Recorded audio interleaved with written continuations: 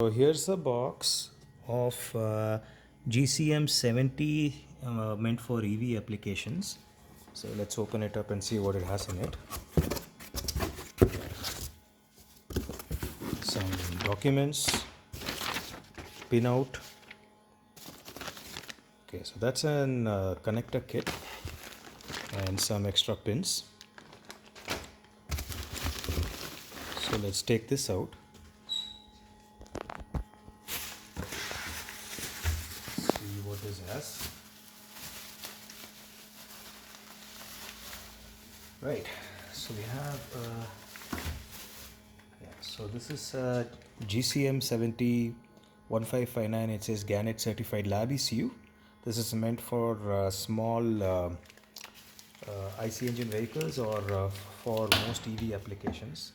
So let's see what the harness has in it. So that's the ECU connector. So this is a KVASER USB CAN device, branded new label. So there's a key switch, and I found the power connections. So let's check the DC voltage quickly. It's around 12 volts. So turn it on. Make sure you don't reverse the positive and the ground, because it probably has around 5 minutes of reverse voltage protection. So we turn it on. It's around 12 volts and I have zero current. So where is that key switch?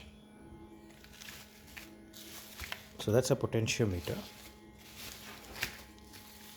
It's the CAN. Here's the key switch. Lost it. So it says key switch on it. Let's turn it on.